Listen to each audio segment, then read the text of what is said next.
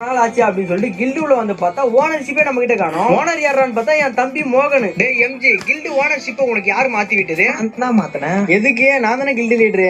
நீதான் முன்னாடி மாதிரிலாம் விளையாடுறது இல்ல. இப்ப நான் தான் நல்லா விளையாடுறேன். அதான் கில்டு ஓனர்ஷிப் எனக்கு மாத்தினேன். டே இன்னும் ரொம்ப ஓவரா வாய் பேசிட்டு இருக்க. இப்போ ஓனர்ஷிப்பை மாத்தி விட முடியுமா முடியாதா? சரி நீ இவ்வளவு கெஞ்சி கேட்கறதுனால உனக்கு ஒரே ஒரு சான்ஸ் தரேன். முடிஞ்சா என்ன 1v1ல அடிச்சு ஓனர்ஷிப் உனக்கு மாத்திக்கும் அப்படின்னு சொல்லிட்டு உடனே கார்டு கிரியேட் பண்ணி மேட்ச் ஸ்டார்ட் பண்ணிட்டாங்க. நம்ம இவனை அடிச்சுட்டு திருப்பி நம்ம ஓனர்ஷிப் வாங்குறோமா இல்லையா அப்படிங்கறத மிஸ் பண்ணாம வெயிட் பண்ணி பாருங்க. ஆனா நான் நினைச்சேன் மேட்ச்க்குள்ள வரதுக்கு முன்னாடி இவன் என்னடா நேத்து மழையில முளைச்ச காலம் இவெல்லாம் போய் நம்மள அடிப்பானா அப்படின்னு சொல்லிட்டு. ஆனா அவன் அடிச்ச ஒரு அடியும் அவ்வளவுதான் மேட்சே போச்சுன்னு நினைச்சேன். அந்த மாதிரி கொடூரமா அடிக்கிறான். பேசிட்டே கிட்டத்தட்ட பாத்தீங்கன்னா 4 நாள் வந்துட்டோம். ஆனா இதுக்கப்புறம் என்ன நடக்க போகுதுன்னு சொல்லிட்டு வெயிட் பண்ணி பாருங்க. அப்படியே நம்ம கேம் பிளே புரிஞ்சா ஒரே ஒரு லைக்கை தட்டி விட்டுருங்க. ஓடி 7 ரவுண்ட் அடிச்சாச்சு. இன்னும் ஒரே ஒரு ரவுண்ட் அடிச்சா பூயா பயப்புள்ளிக்கு அதுக்குள்ள என்ன ஆச்சுன்னு தெரியல. அடிச்சுட்டு பாத்தீங்கன்னா வெறியா எமௌண்ட் போட ஆரம்பிச்சிட்டான். தம்பி இதுக்கப்புறம் விட்டா வேலைக்கு ஆகுது அப்படின்னு சொல்லிட்டு சும்மா தரமான ஹெட்ஷாட் போட்டு மேட்சே பாத்தீங்கன்னா பூயா அடிச்சாச்சு. இதுக்காக ஒரு லைக் தட்டி விட்டு போலாமே.